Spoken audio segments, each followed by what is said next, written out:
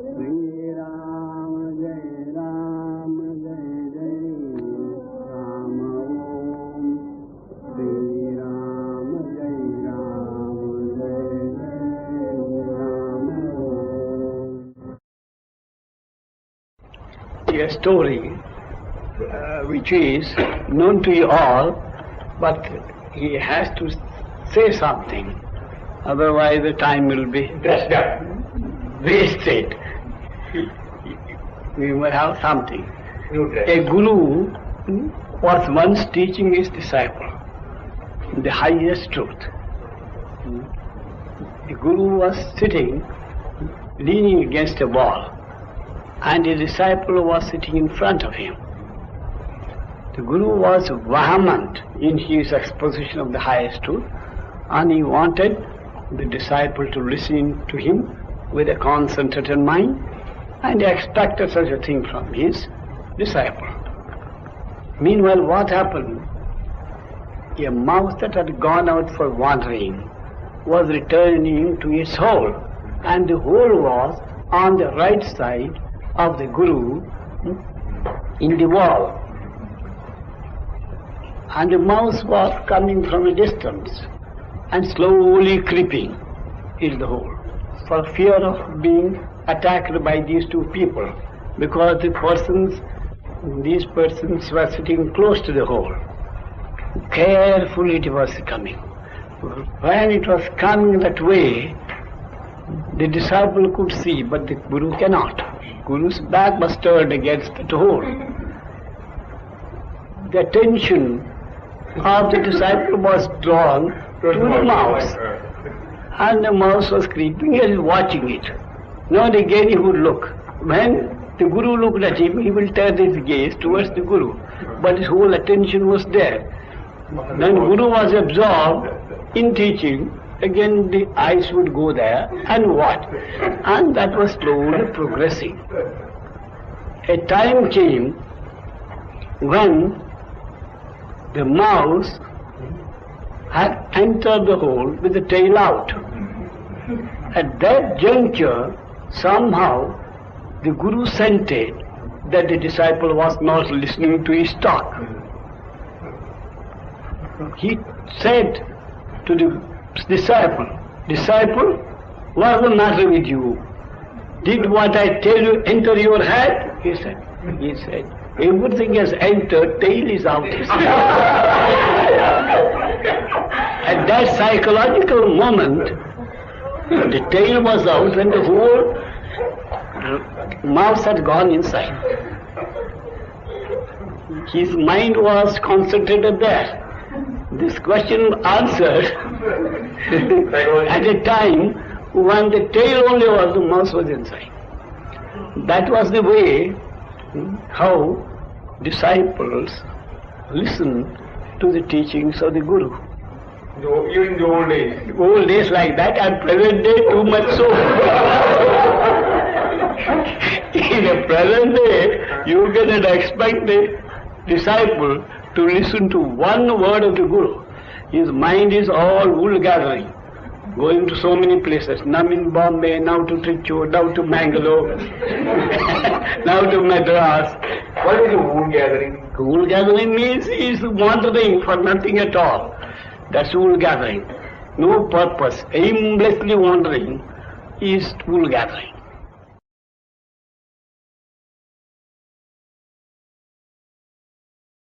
What is real giving? How to really give? You must give without knowing that you are giving. That's a real giving. You are giving, still you are unconscious that you have given anything. Supposing you give something to your child of which you are so very fond, do you feel that you have given anything? You have not. Your love for the child is so intense that it's as good as you have taken something for yourself. If you feed the child, you feel as if you have fed yourself. When you feed yourself, you don't think that you have done a great favor to yourself, do you? When you put on nice clothes, you don't feel, you say, oh, I have done a great act of charity to my body. He does not say that. So you give to another, not that there is another at all. Actually there is another, but that another is yourself. So there is no question of giving there. When you take your food, do you think that you are giving food to yourself? Simply you are eating yourself, you say. There is no question of giving food to the body or when you are eating.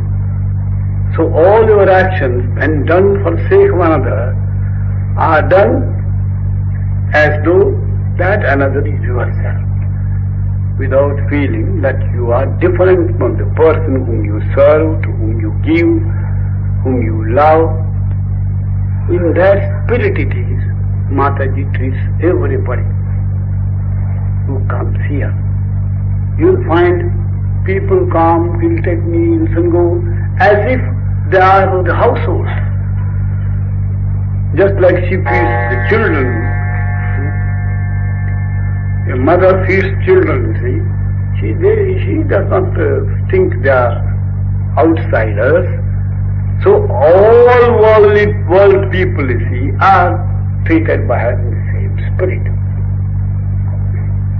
So there is no wonder if a poor man comes and he says he is hard up and he does not know how to earn his living, then she says, I will give you a cow. With a cow, she selects the best cow which yields milk, largest quantity. And with the cow, she sends also the calf. But he says, where can I keep it? I have no shed at all. I will build it for a shed, he said. Builds a shed. And the cow is housed there. It's all right. I have money to feed it. I will send you hay. Don't fear. He sends me no water, oil cakes. I don't also, I will have Appaya is there. I will ask Appaya to give you every day whatever you want. After a few days he comes, I have got plenty of milk. I go to the bazaar, they don't pay proper prices, some people. Why are you afraid? You sell it to the ashram. Why do you fear? We want milk. And she purchases the milk. And that man is living comfortable. And she is happy to hear that he is not above want. What is kind of this charity? It's not charity. You cannot give it any name. It's not a giving at all. There's no sense of difference at all. Even among relations you don't find such dealings. Even with the daughter and son you don't keep the dealings. Something different altogether. There is some feeling of give and take. Here there is no give and take. It feels one.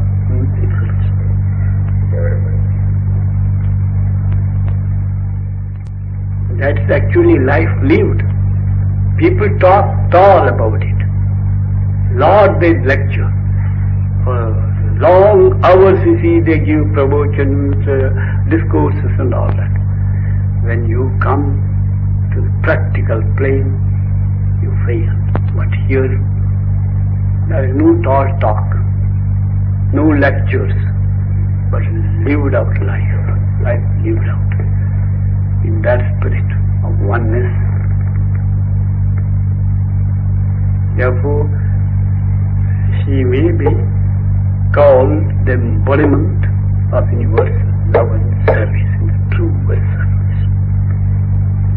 Embodiment. You cannot imagine in what way her mental machinery is working. It's always working. Ramdas can imagine to some extent how to do good to others, how to serve somebody, how to relieve the distress of another. That is it. if she is not able to do as much as she should feel, as she feels that she should do, she is very unhappy. She is miserable, in fact. Her misery is there when she is not able to give to some persons who need help as much as she should give.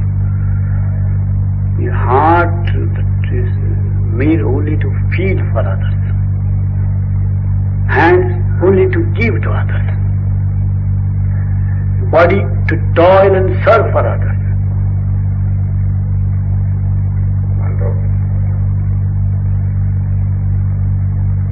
Self-interest and selfishness and selfish views and ideas totally absent.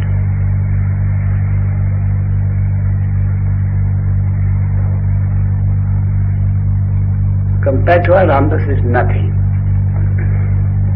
To tell you the truth, Ramdas is a talker. She is the doer. Whom do you prefer, doer, not the talker?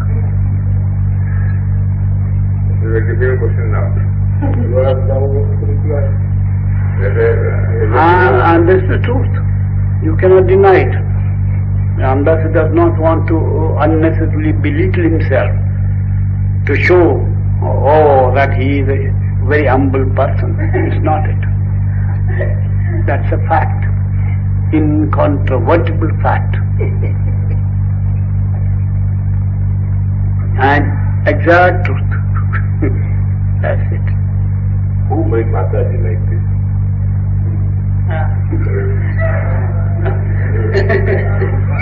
Ramdas had no hand in it.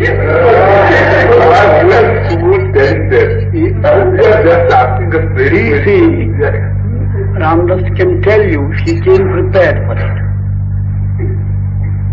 And in teaching Ramdas what the true life is, she flowered, blossomed. In teaching what it is to live a life beyond all dualities, live in the absolute impersonal reality, and then live and move in the world. This lesson she came to teach Ramdas by practicing it before him.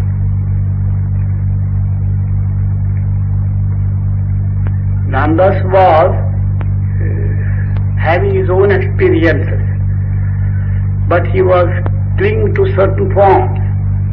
Forms means not images or anything, some forms of life, controlled by certain regulations, some rules. She came and broke all them to pieces.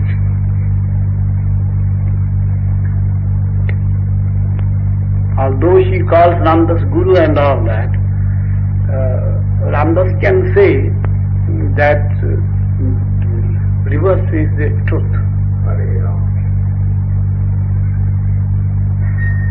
That nobody knows, and she does not want to make anybody know it. And if Ramdas speaks, when she hears Ramdas talking in this strain, she will take objection. What are you talking? To that extent she is selfless. To that extent she is egoless.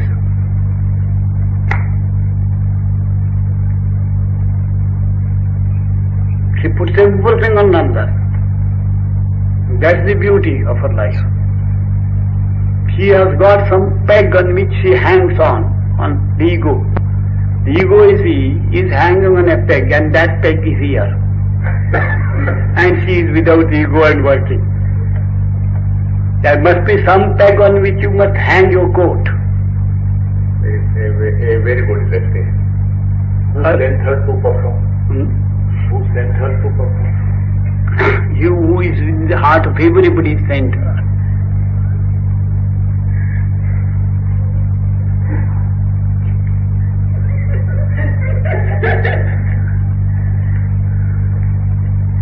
Universal truth. A revelation.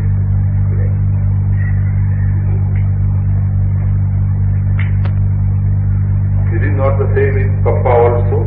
Bhagwan. Same universal Ram is not in Papa also. Who is not? Then did not Papa call her? she came one day to the ashram. She came to Kasaragod and was staying with some relations there. And one day she heard there was a sadhu somewhere in ashram, and she and her sister-in-law or a group came. That was the first contact. Afterwards she started coming every day. She found the atmosphere on the conditions that favorable for remembering God constantly. Therefore she came. Who called her? Well, the question of calling, Anandashram didn't write her a letter, come, or send word to her, come, nothing for that. She came. It was an inner call from Papa to Mother. What do you mean, inner call? That is all, what is that? Very nice now. All bluff it is. Pure gas. Where is the inner and the outer call? If it is the inner call, it is the inner call of the divine that dwells everywhere in the entire universe. It is that universal God, you see, prompted her to come.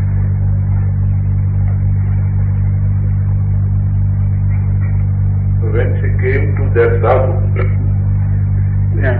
in the prompting, yes, all right. she liked to revere that sadhu very much. Yes, in order, he was trying to find a peg on which he can hang on that her ego. When she saw this peg, oh, this is the right peg on which he was going about to find out a good peg. He could find a peg. As soon as she saw, oh, here is one, and at once she put that ego around his neck, and she was free. Therefore says everything is done by Papa. That is what we are expected to do. When we surrender to God means remove the ego and put it around the person who gave you that. Same sadhu. What's it? Sadhu? Which sadhu? Sitting around the same peg. What's on peg? Same peg. Which Mataji selected? Yes, a peg because he found that's the most suitable man, which can take that ego to itself.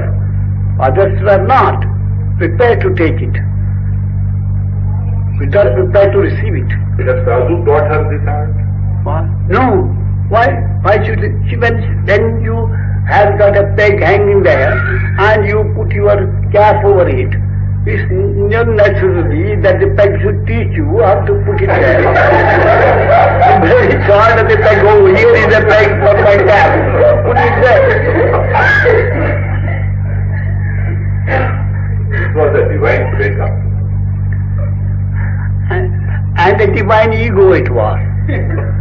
It's a divine ego was put on a divine peg, and she is free from either the human ego or divine ego.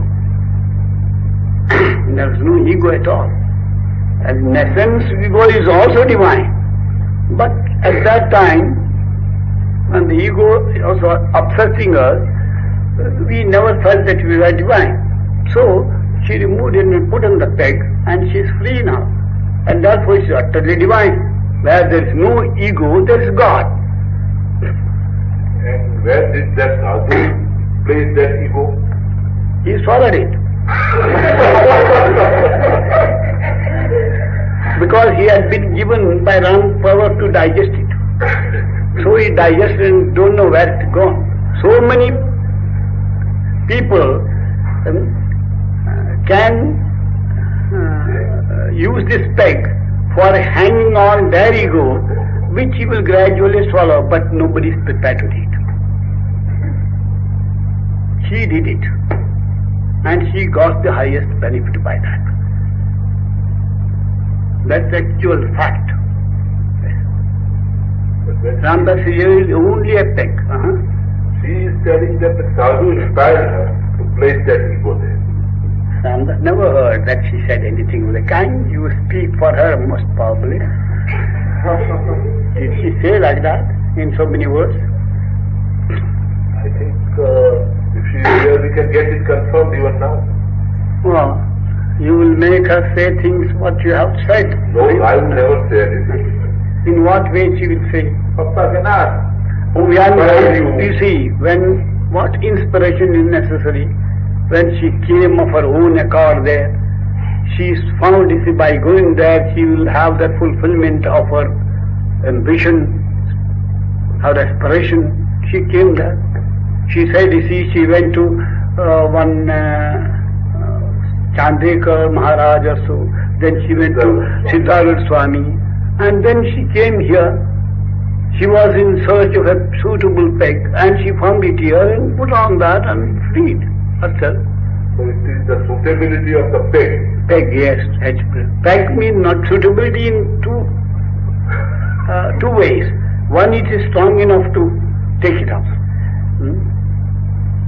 It must be strong enough to take it off. And it must be the suitable peg. There are so many not strong enough or unwilling. There are so many pegs, they may be capable of taking the ego on itself, but not prepared to read, not willing to read, or not ordained. Right way is not ordained. A Siddhartha is a powerful peg. So many have put their ego on him and released themselves from it. But her peg was here, not there. So when she put in there, somehow she felt that was not the place. When she saw Anandashram, this is the peg I was searching, and I got it. So then it comes to this, that it was due to the peg, the divine peg, that she was relieved of the ego. Yes, peg is necessary on which you can put it. In that way, Ramdas might have been helpful to her, but she did put the ego on the peg. That is it. It's not that the peg is there. That means there is a peg here now. So many years. She is the only one who has put it. Others have not done it. And others have done it, partially they have done it. Not completely. That self-abnegation, that self-surrender, that renunciation, that utter dedication, you can't. The whole life dedicated, every minute of the life is lived only for others and not for itself. Or for the service of the universal and not of the individual. There is no question whether the universal. The universal has absorbed her, and she is absorbed in the universal.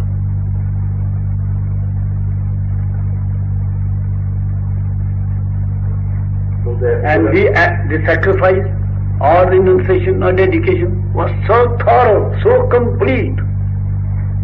She turned back on the worldly life, never looked back again. And when she looked back again, if she did, it was all God for her. The world had disappeared and God stood before him as the whole world. The attachment still was dead. Individuality gone.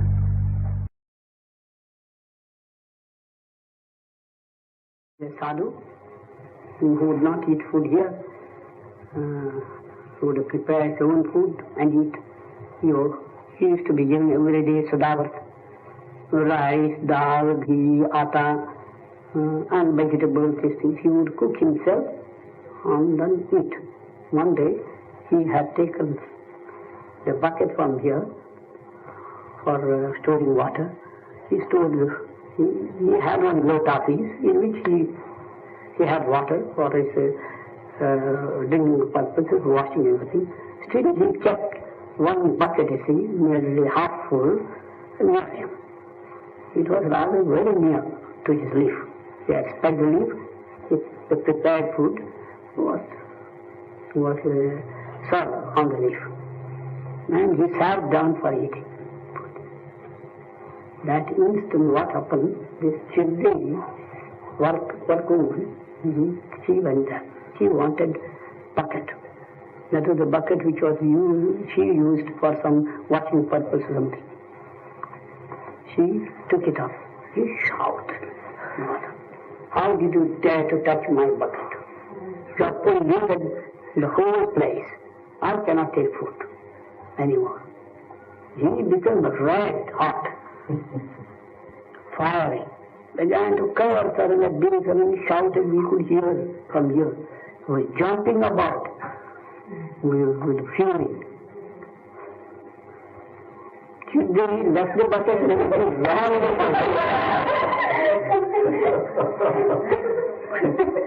She could not stand the fire. She ran away.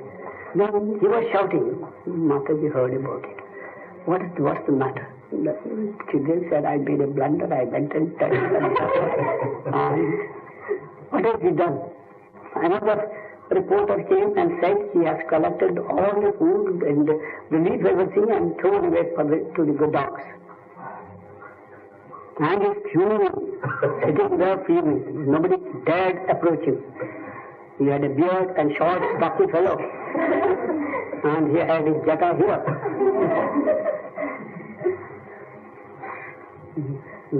That stout, short man was jumping with fury. Mataji looks from a distance. The fellow was unapproachable. She knew something must be done to calm him down.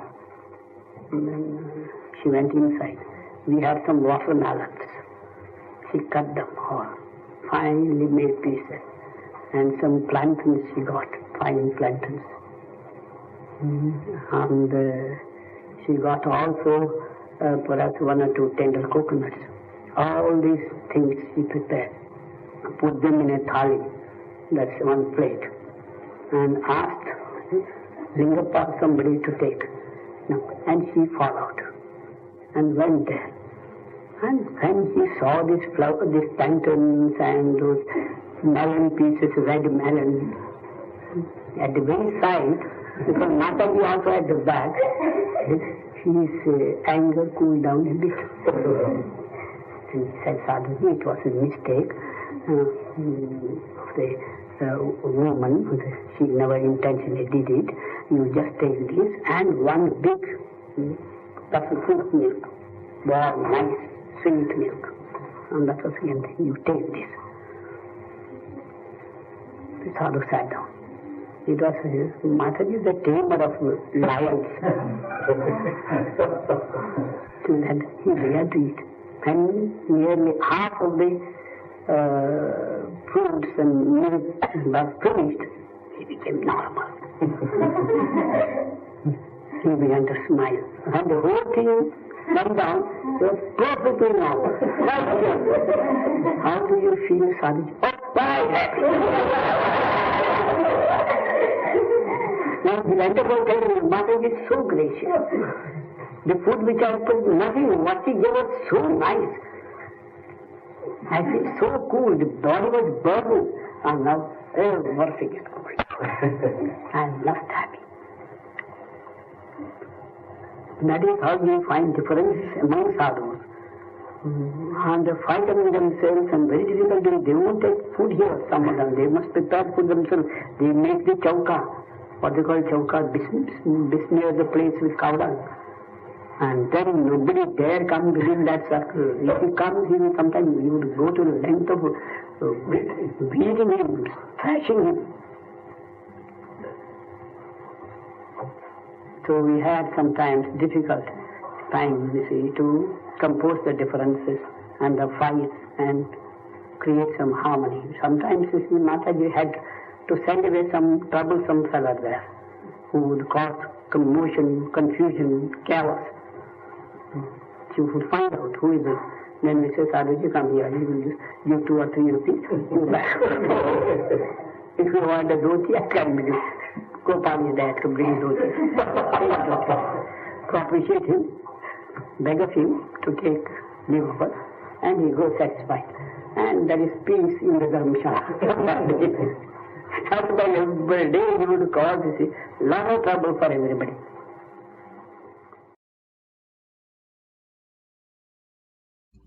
Prayer and chanting of His name are the 2 things needed in order to find Him within ourselves and realize our unity with Him. Ramdas had not done anything else but these 2 things, prayer and repetition of God's name. whatever else he did in the way of discipline, such as fasts, solitudes, society of saints, regulation of diet, all these came with the sole object, or done with the sole object of keeping up a continuous remembrance of God in the mind. All these disciplines are not done for their own sake, but with the sole object of constantly tuning the mind with God. Whenever God remembrance left him, he used to feel utterly miserable. When the remembrance was there, he was perfectly happy. It is then when the mind does not remember him that you feel restless and unhappy. This separation is unbearable. When you have once found him, once you have contacted him and derived peace by that contact, a separation thereafter becomes unbearable.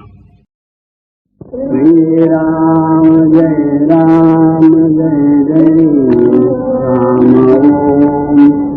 Shri Ram Jai Ram Jai Jai Ram Om. Shri Ram Jai Ram Jai Jai Ram Om. Shri Ram Jai Ram Jai Jai Ram Om.